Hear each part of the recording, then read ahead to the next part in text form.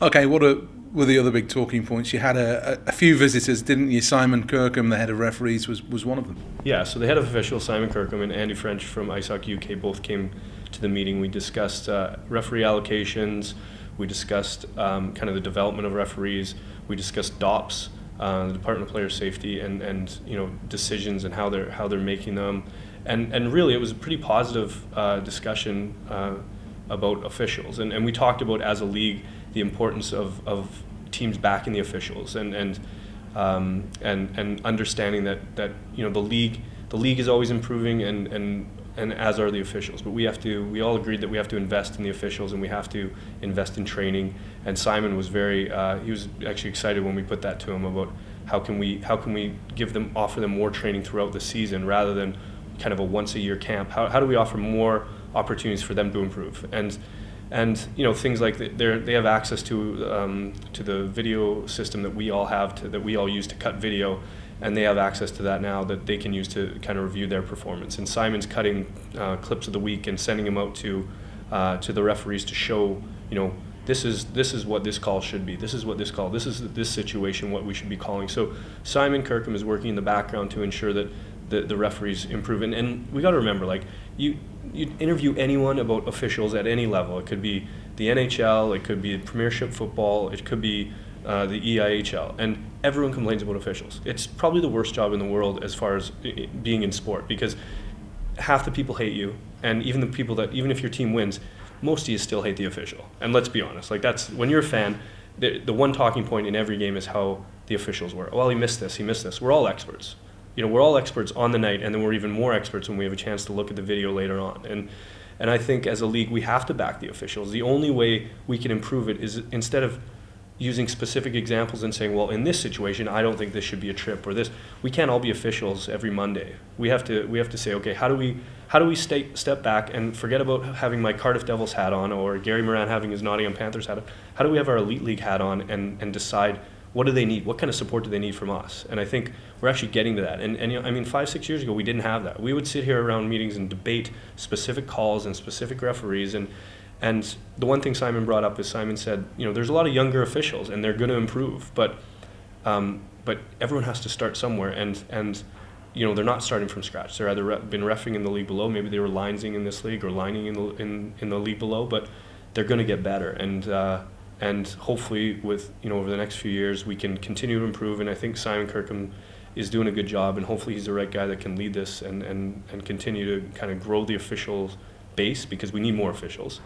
So if you want to be an official, get out and can skate really well, be an official. But it's hard, because it's hard to find more officials in the UK. And what about the allocations? That's been a big beef for some fans, that they feel like they've seen one official more than others. What was the response to those questions, and what was the decision taken? Well, teams asked specifically, like some teams said, I feel like we're always getting the same officials, and they have answers for everything. Like the officials have to actually sign up to be allocated for games. So if there's 50 games in the month of October, the officials have to put themselves up for which games they can do. And the officials, we don't have 20 full-time officials. This isn't the NHL. We don't have full-time officials that this is their only job. They're all working other jobs. And that's the reality of our league. There's a lot of people working other jobs. There's a lot of bench coaches that work other jobs and then come to work on the weekends and work for their team. So they are supplementing their other work with being officials. So it's not easy to know. Maybe they work shift work, and maybe they don't know their schedule for a month from now. Maybe they can't work because it's their kid's birthday. Like, there's different scenarios for everything. So they gave some specific examples of when teams were like, well, why did we get this guy and why did we get this guy? And he had a rebuttal for everything. It wasn't like, oh, we just weren't thinking about it. They know all the details. They know who's available when. They know the situations of why officials weren't available. Maybe one weekend, one of the officials is on an Olympic training camp or a IIHF referee camp that he agreed to go to, or he's been called up to a different league for a world championship. Whatever it is, there's scenarios, and that's kind of what Simon can rebuttal with, and that's good to know from our end, because it's the same thing. If you don't hear it from the horse's mouth, if you don't have Simon in the room, we can speculate, but there's no point in spending hours speculating. And that's probably what this is good for. It's good talking to you and kind of explaining what we do at board meetings, because fans can speculate. They can say, well, maybe they just sit around and Simon doesn't know where the referees are going. Well, he does, and we do now as well. And maybe they think, oh, referees, they don't have a way of improving. They don't know if they made the call. I bet they don't even review the games. Well, they do. They watch the tape. So you've got coaches. You've got great coaches in this league, and every year this league's getting better, and the coaching's getting better, and the quality of play is getting better, and a lot of it's down to coaches.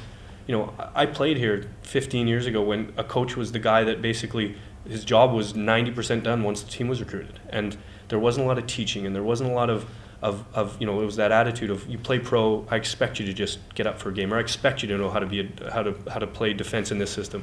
Nowadays, coaches are teaching players, even at this level, and I have a unique situation because I can evaluate a very good coach that I work with, Andrew Lord.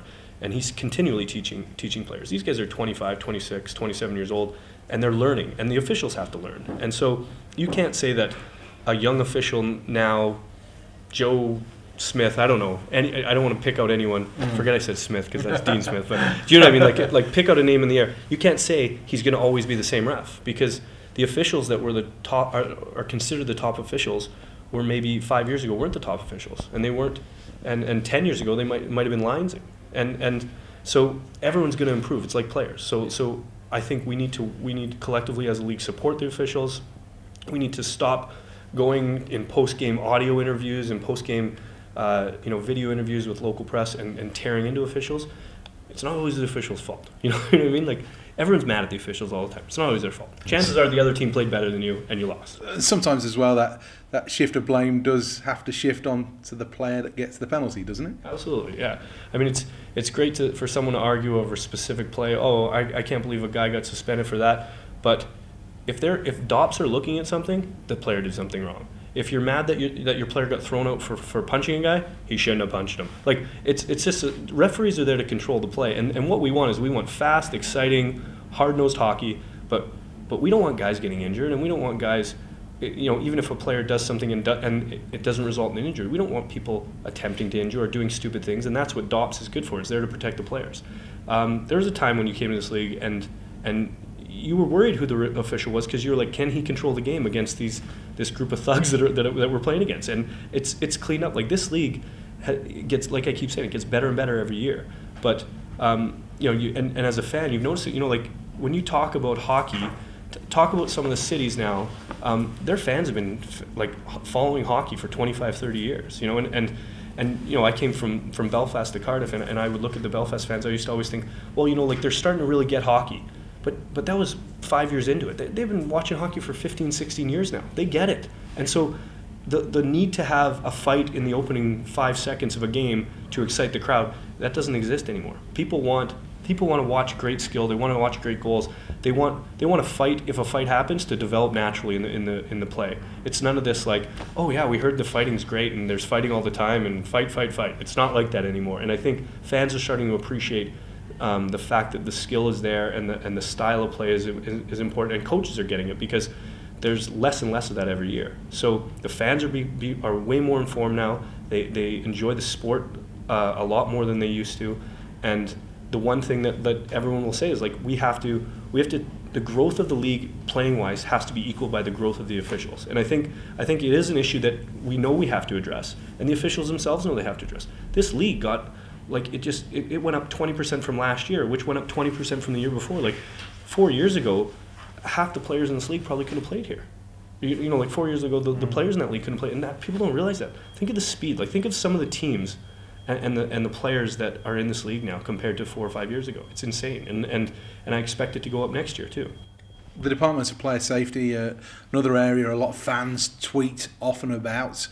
What's the viewpoint around the boardroom table of what you've seen so far from the decisions made by Simon and the rest of his team? I support them, and I mean, I've had players suspended, and I'm taking off the Cardiff hat again and putting on the Elite League hat, and you got to support them, and I think that I haven't seen a decision that I think was wrong. I haven't seen a decision that I thought, boy, they really, that should have been half that, or my goodness, they really got that wrong. And everyone's gonna have their opinion, right? And like a specific example, when that video came out from Belfast, when they released that video of the Lloyd Slewfoot, we didn't do it to intentionally get Lloyd suspended. We were the team that submitted the video. In our eyes, we looked at the video, it looked like he slew fit. They provided a video later on, but we discussed that today, and they shouldn't have done it. And they know they shouldn't have done it.